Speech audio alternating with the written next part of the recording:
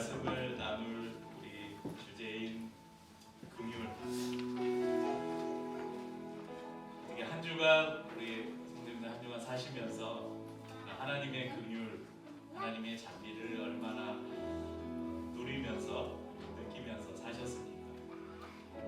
늘 우리를 안아주시고 품어주시고 우리의 상처를 만지시고 우리를 고치시는 주님을 사시면서 얼마나 경험하고 사셨습니까?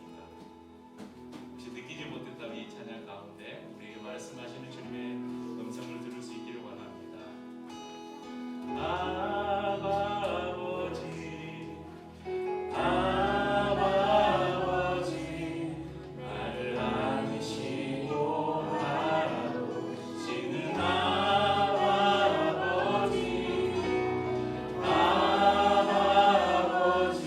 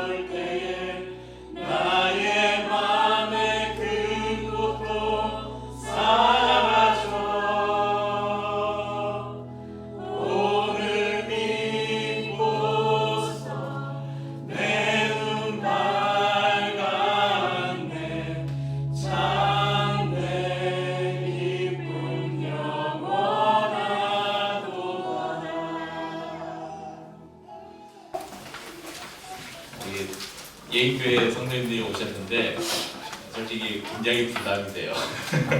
왜냐하면 우리 예인교회 목회하시는 정성규 목사님이 얼마나 설교나 이렇게 탁월하신 분이신지를 제가 잘 알고 있기 때문에 항상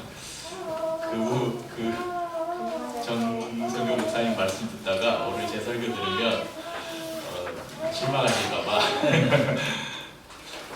저희 설교는 솔직히 유치원생들 말고 우리 초등학생님들 주원아 평상시에 목사님 설교하는 거 들으면 조금 알아먹는 소리 몇 가지 있지. 우리 저 아이부터 알아들을 수 있는 수준의 설교를 하려고 합니다. 우리 예인교회는 저희가 개척하기 전에 방문해서 또 방문했던 교회이기도 하고 저희 또 작은 외갓집에 이모님이 다니시기도 하고 이모랑 이모부가 다니시기도 하시고 그때 처음 방문해서 그걸 알았어요. 그리고 또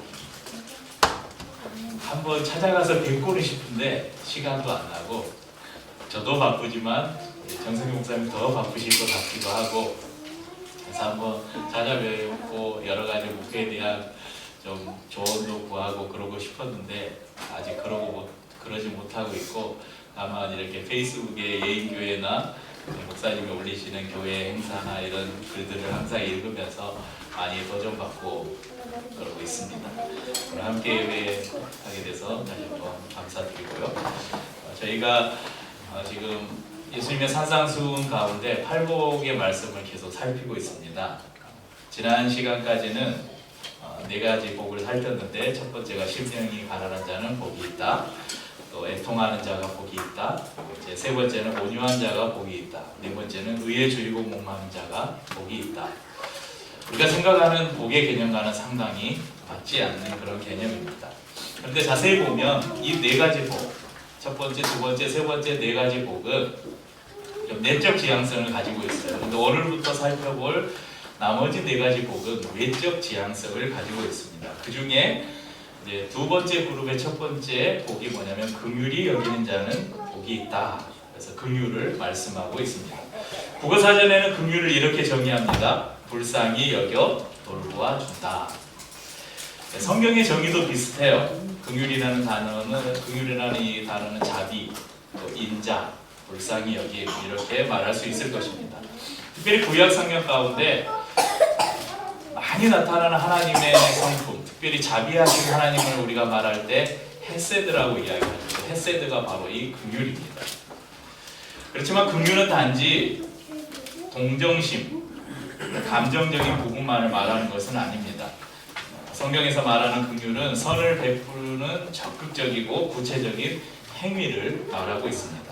더 나아가서 상대방의 마음속에 들어가서 그 사람의 그 사람의 입장에서 그 사람의 상황을 보고 그 사람의 눈으로 그의 마음으로 그의 생각으로 보고 느끼고 말하게 되는 것, 그것을 바로 긍휼이라고 말합니다. 그래서 상대방의 고통이 나의 고통이 되고 상대방의 기쁨이 나의 기쁨이 되고 상대방의 슬픔이 나의 슬픔이 되어서 그 사람과 영적인 연합을 이루는 것, 이것이 바로 긍휼입니다. 특별히 제가 좋아하는 성경 구절 가운데 히브리서 4장 15절 말씀이 있는데요. 함께 읽어볼까요? 우리에게 있는 대제사장은 우리의 연약함을 동정하지 못하실 이가 아니요 모든 일에 우리와 똑같이 시험을 받으신 이로되 죄는 없으시니라. 저희가 지금 보고 있는 개역개정 성경에는 동정하지 못하실 이가 아니요 이렇게 돼 있는데 제가 가로로 체육이라는 단어를 쓰잖아요. 개역개정 이전에 우리 성경 번역에는 이 단어가 체휼이라고 있어요. 근데 이 단어가 안 쓰는 단어거든요. 그래서 동정하지. 그래서 굉장히 의미가 좀 약화됐어요. 제가 볼 때 체휼이라는 단어는 긍휼이라는 단어보다 더 좀 강화된 그런 표현인 것 같아요. 그러니까 그 사람 안에 들어가서 제가 조금 전에 설명드린 그 사람 안에 들어가서 그 사람이 느끼는 모든 것을 그대로 느끼는 것을 체휼이라고 말합니다. 그래서 예전 번역에는 우리에게 있는 대제사장 우리의 연약함을 체휼하지 아니하시는 자가 아니요 부정 플러스 부정은 강한 긍정이다. 배우셨죠? 그래서 그분은 우리를 아주 동정하는 분이시다. 옛날 번역으로 그분은 우리를 체휼하는 분이시다. 이것을 강조하고 있다는 것입니다. 그래서 예수님께서는 우리의 그 연약함, 우리의 약함을 체휼하시는 분이신데 단순히 그냥 감정적으로 생각으로 끝난 게 아니라 그분은 어떻게 하셨습니까? 그분은 우리가 똑같이 시험을 받으셨다. 광야에서 시험을 받으셨고 배고픔을 겪으셨고 사람들의 조롱과 핍박과 침뱉음을 당하셨고 결국에는 십자가에서 자신의 생명을 내어주시기까지 우리를 사랑하는, 우리를 체휼하는 그 마음을 그분은 삶으로 보이셨다는 것입니다. 예수님께서 산상수훈을 말씀하실 이때에 이스라엘의 상황은 어떻습니까? 로마의 지배를 받던, 식민 지배를 받던 그런 시대입니다. 우리가 로마를 배경으로 하는, 로마 시대를 배경으로 하는 여러 영화들이나 뭐 드라마들이 있잖아요.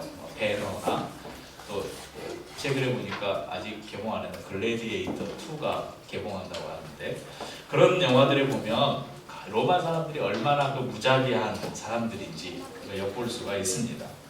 그런데 이 지배자들, 그들은 이제 식민지에서 지배하던 사람들이잖아요. 근데 이 지배자이던 로마인들 못지않게 유대인들, 특별히 정통 유대인들이라고 자부하는 사람들, 바리새인들, 서기관들, 종교 지도자들, 이 사람들도 얼마나 무자비했는지 예수님은 이들을 책망하는 장면이 성경 가운데 많이 나와 있습니다.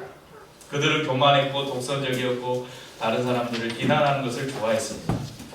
그렇게 예수님께서 지금 말씀하고 계시는 긍휼히 여기는 자가, 그러니까 다른 사람에게 자비를 베풀거나 불쌍히 여기는 사람이 복이 있다. 이 말을 그 사람들은, 이 종교 지도자들, 정통 유대인들은 굉장히 받아들이기 힘든 말씀이었을 것입니다. 어떤 사람들은 이 말씀을 그냥 인도주의적으로 그냥 해석을 해요. 그래서 여러분이 다른 사람을 선하게 대하면 다른 사람들도 여러분을 선하게 대할 것입니다. 이런 의미로 여깁니다. 그렇지만 타인을 선하게 대하면 그들 역시 나의 친절에 보답할 것이라는 생각은 너무 아니라는 생각이에요. 한 로마의 철학자는 긍휼은, 이 긍휼을 가리켜서 영혼의 병이다, 연약함이다 이렇게 표현을 했습니다. 그러니까 로마 사람들은 정의와 용기와 힘을 숭배했던 사람들이에요. 그러니까 글래디에이터랑 그런 영화들이 왜 나왔겠어요? 힘센 사람이 최고다.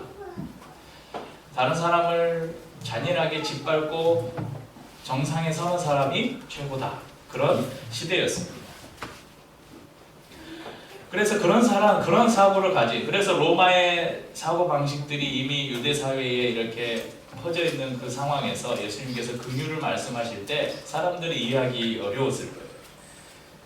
로마의 그 검투 장면 있잖아요. 원형 경기장이나 이런 데서 치열하게 검투를 하다가 어느 한 사람이 쓰러지잖아요. 그러면 수많은 군중들이 뭐라고 해요? 어떻게 해요? 이렇게 우 하면 이거 뭐예요? 용서하지 말라는 거예요. 지금 패배해서 넘어진 사람에게 자비를 베풀지 말라는 거예요. 그냥 죽이라는 거예요. 그게 당시에 사람들의 생각이었습니다. 그래서 이런 시대에 긍휼이라는 말을 들은 사람들은 아마 의아했을 거예요. 그런데 예수님 당시만 그랬을까요? 지금의 시대는 어떻습니까? 이기적이고 경쟁적 시대를 사는 우리들에게 다른 사람을 긍휼히 여기고 너희는 선을 베풀고 양보하며 살아라, 이런 말은 너무 이상적이지 않습니까?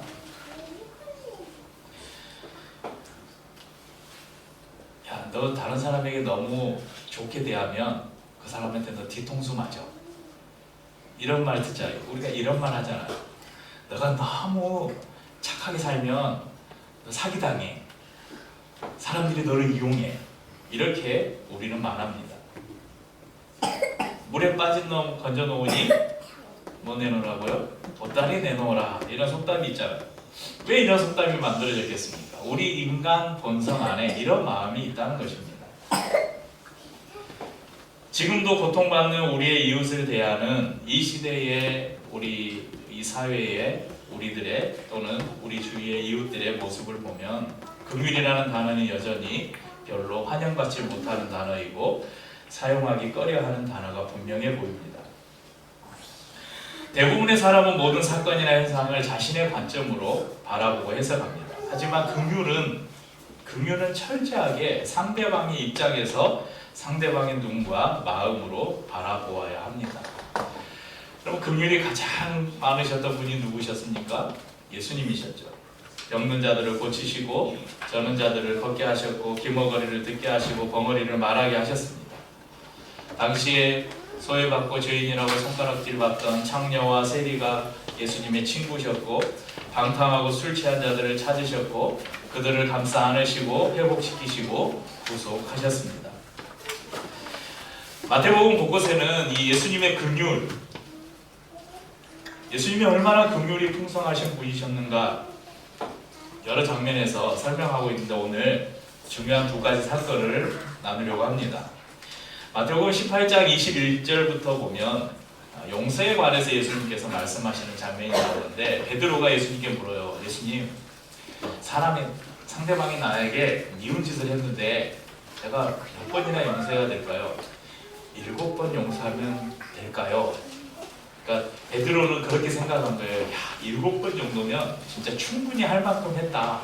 그러니까 예수님께서 그래 7번 정도는 해야지 이런 답을 아마 기대했을 것 같아요. 근데 예수님께서 뭐라고 말씀하십니까? 7번에 70번이라도 용서해라. 7번에 70번 7 곱하기 70은 490번 490번 용서하면 된다 이 말씀이 아니에요. 7 곱하기 7 곱하기 10은 성경에서 가르치는 완전수예요. 완전수.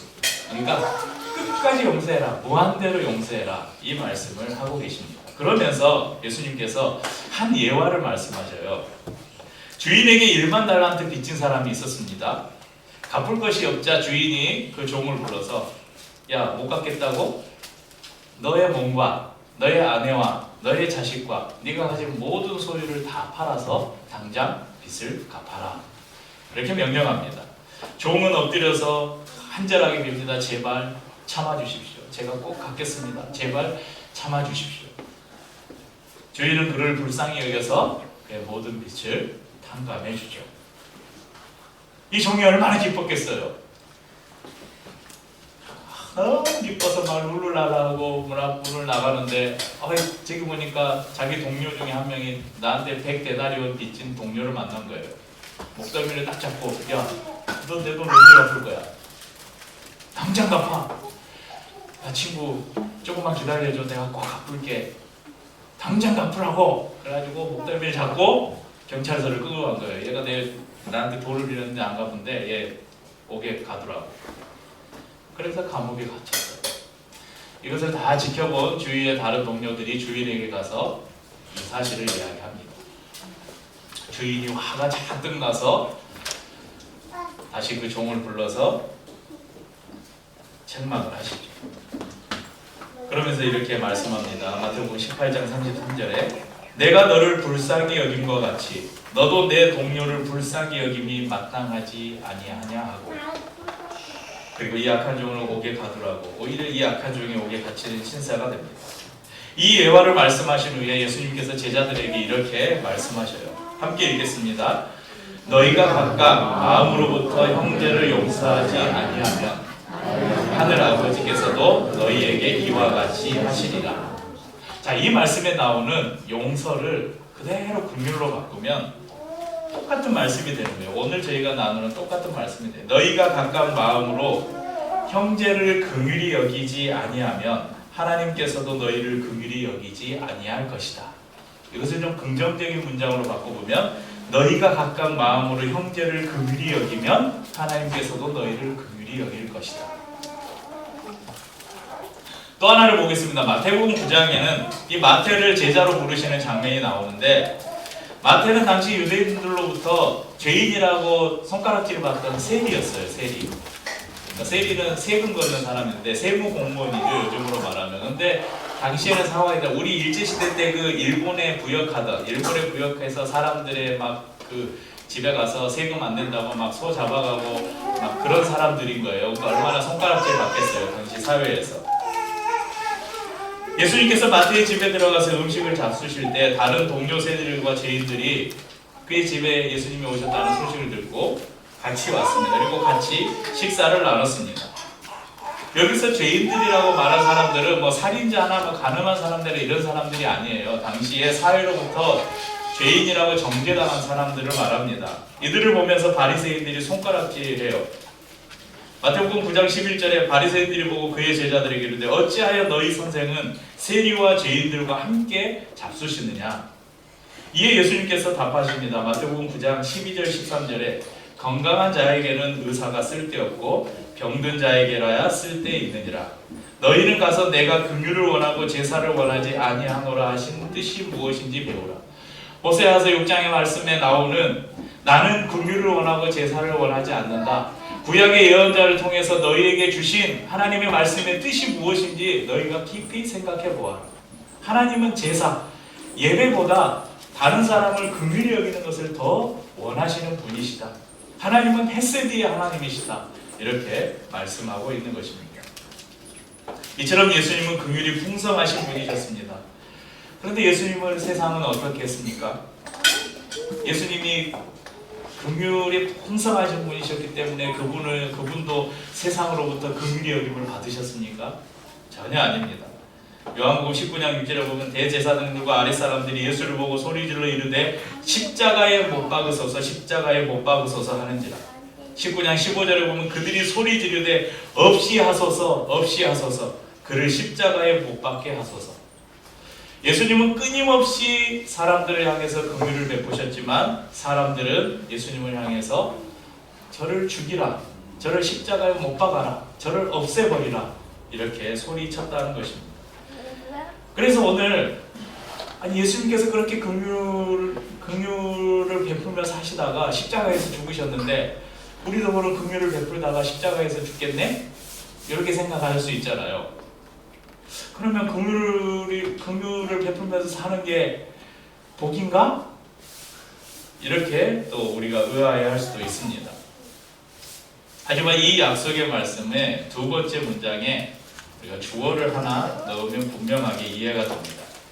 그럼 마태복음 7장을 다시 읽는데 이렇게 읽어보죠. 긍휼히 여기는 자는 복이 있나니 그들이 하나님께 긍휼히 여김을 받을 것입니다. 여러분, 세상이 우리를 긍휼히 여겨주는 게 아니에요. 우리가 세상 사람들에게 우리가 살아가면서 이 긍휼을 베풀면 세상 사람들이 우리에게 그렇게 그 긍휼을 갚아주는 게 아니라 하나님이 우리를 긍휼히 여기실 것이라고 약속하셨습니다.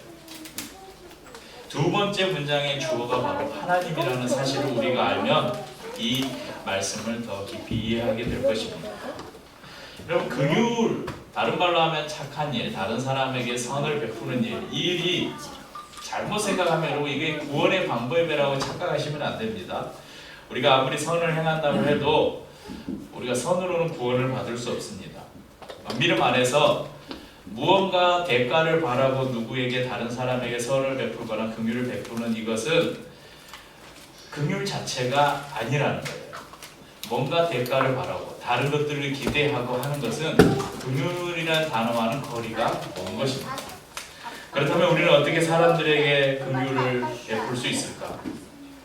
그것은 하나님이 나에게 얼마나 긍휼을 베푸셨는가를 먼저 기억하는 것으로 시작할 수 있습니다. 하나님이 왜 우리에게 긍휼을 베푸셨을까? 여러분, 우리가 긍휼을 얻을 만한 자입니까? 여러분, 우리가 하나님으로부터 용서를 받을 만한 자입니까?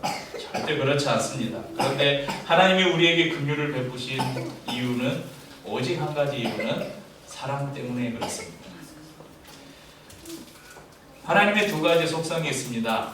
제가 종종 이야기하는데 하나님의 두 가지 속성 중에 하나님의 대표적인 속성 두 가지가 있는데 하나는 공의, 하나는 사랑. 그래서 우리가 하나님을 공의와 사랑의 하나님이라고 말합니다. 공의는 다른 말로 하면 정의의 하나님이에요. 여러분, 죄인은 벌을 받아야 되잖아요. 죄인은 당연히 그 죄값에 맞는 벌을 받아야 됩니다. 그러니까 인간이 죄를 범죄했잖아요. 하나님을 반역했잖아요. 그러니까 인간은 벌을 받아야 돼요. 공의의 하나님은 이 인간을 반드시 벌을 줘야 하나님의 속성에 맞는 거예요. 그런데 하나님이 공의만 있는 게 아니에요. 하나님이 사랑이 있으셔요. 그래서 어찌할까? 이 인간들을 벌을 줘야 되는데 이 사랑이 그것을 용납하지 못하는 거예요. 그래서 이 공의와 사랑을 만족할 방법을 하나님이 찾으셨어요. 그것이 무엇입니까? 바로 독생자를 세상에 보내시는 것이었습니다. 그의 피값을 통해서 우리의 죄값을 담당케 하셨습니다. 하나님께서 우리에게 베푸신 긍휼이 바로 이런 긍휼입니다. 하나님은 우리를 구원하시기 위해서 자신의 독생자를 보내기로 결심하셨고 그것을 실행하셨습니다. 그의 독생자 예수 그리스도는 성부의 뜻에 순종해서 이 땅에 인간의 몸을 입으시고 오셨고 십자가에 죽으셨습니다. 그래서 이런 긍휼, 우리에게 베풀어 주신 긍휼을 깨닫는 사람들은 그 긍휼에 감사할 수 있게 됩니다. 그리고 그 긍휼을 다른 사람에게도 베풀 수 있게 되는 것입니다. 그래서 우리가 또 다른 사람에게 긍휼을 베풀면 또 하나님이 우리를 긍휼히 여겨주셔요. 그래서 이런 긍휼의 선순환이 우리의 삶에서 일어나는 것입니다. 아까도 말씀드렸지만 긍휼은 단지 우리의 감정적인 요소만을 말하는 것이 아닙니다. 긍휼은 상대방을 위해서 감정적인 공감뿐만 아니라 구체적이고 적극적인 행동을 포함합니다. 여러분, 하나님께서 우리를 긍휼히 여기셔서 생각만 하셨으면 여러분 우리가 구원받을 수 있었겠습니까? 불쌍하다. 끝. 그러면 여전히 우리는 죄악 가운데 있었겠죠. 내 지갑에 돈을 가득 담아놓고 주위에 가난한 사람들, 우리 주위에 이웃들 가운데 헐벗고 굶주린 사람들을 향해서 얼마나 힘들어요. 밥 잘 챙겨 먹고 다니세요. 이런 위로가 무슨 의미가 있냐 이거예요. 이것을 긍휼이라고 말할 수 있냐 이거예요. 그럼 우리 주위에는 아직도 해결되지 않은 그런 사회적 참사들로 인해서 고통 가운데 있는 사람들이 많이 있습니다. 대표적으로 세월호 참사도 그렇고 얼마 전에 이태원 참사도 그렇습니다. 계속해서 정부를 향해서 왜 일이 일어났는지 그런 진실을 밝혀달라, 책임자들을 처벌해달라, 그렇게 호소하는 사람들을 향해서 어떤 사람들은 그렇게 말해요. 이제 그만하면 안 돼요? 지겹지도 않아요? 이런 말들을 합니다. 이런 마음이 과연 오늘 말씀하신 예수님의 긍휼의 마음을 가진 사람들인지 한번 돌아보면 좋겠습니다. 우리는 다른 사람을 또한 영적으로 긍휼히 여길 수 있어야 합니다. 예수 그리스도를 알지 못하는 우리 주위의 사람들, 우리가 만나는 사람들을 바라보면서 그들의 영적인 문제를 위해서 함께 기도하고 때로는 그 사람들의 잘못에 대해서 주님의 마음으로 권면하기도 하고 복음이 없어서 죽어가는 이들에게 예수 그리스도의 복음을 전해주므로 우리는 그들을 영적으로 긍휼히 여길 수 있어야 합니다. 또한 영적인 긍휼뿐만 아니라 나의 소유로 또 나의 삶으로 예수님의 긍휼을 베풀어야 합니다. 긍휼히 여기는 자에게 오늘 말씀에서 예수님께서 약속을 하나 주셨잖아요. 긍휼히 여기는 자에게 어떤 복을 약속하셨습니까? 긍휼히 여김을 받는다. 누구로부터? 하나님으로부터. 이 여김을 받는다, 이것은 미래형 신적 수동태입니다. 하나님의 뜻, 앞으로 하나님께서 어떻게 하실 것이다, 이것을 나타낼 때 쓰는 동사입니다. 이것은 앞으로 너희가 이런 복을 받을 것이다, 이런 약속인데, 아까도 말씀드렸다시피 긍휼을 베푸는 사람은 내가 하나님으로부터 한없는 긍휼을 받았다는 사실을 깨닫는 사람이라고 말씀드렸습니다. 그러니까 내가 다른 사람에게 긍휼을 베풀 수 있는 건 내가 긍휼을 받은 사람이라는 것을 자각할 때만 그것이 가능한 것이에요. 그러니까 만약에 그런 자각 없이 하나님이 나를 얼마나 긍휼히 여기시는가 그런 게 전혀 생각 없이 그냥 다른 사람에게 내가 선을 베푸고, 여러분 우리 주위에 그런 사람들 많습니다. 그런 단체들도 많아요. 우리가 그런 사람들에게 긍휼이 풍성하다 말하지 않습니다. 그런 사람들은 그냥 인도주의죠.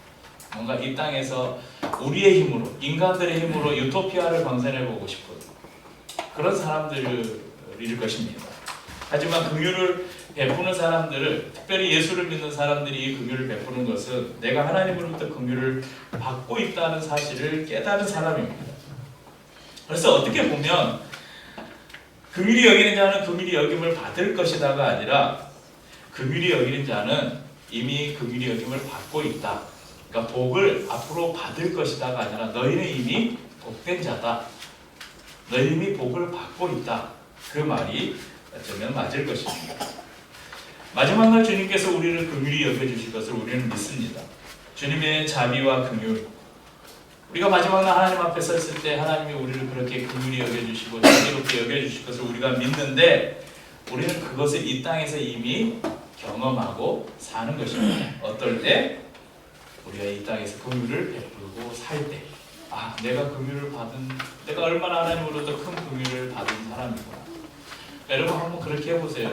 여러분 주위에 어려운 사람들이 있는데, 우리도 어렵잖아요. 사는 게 팍팍하고 힘들잖아요. 그럴 때 나의 소유를 쪼개서 다른 사람들을 주님의 마음으로, 하나님이 나를 얼마나 긍휼히 여겨주셨는가, 나를 위해서 자신의 생명까지도 내어주셨는데 내가 이거 다른 사람에게 못 나눠?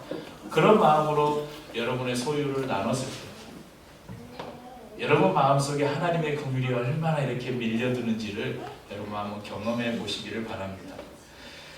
사랑하는 성도님들, 긍휼히 여기는 삶을 통해서 날마다 하나님의 긍휼을 체험하는 은혜가 있기를 예수님의 이름으로 축복합니다.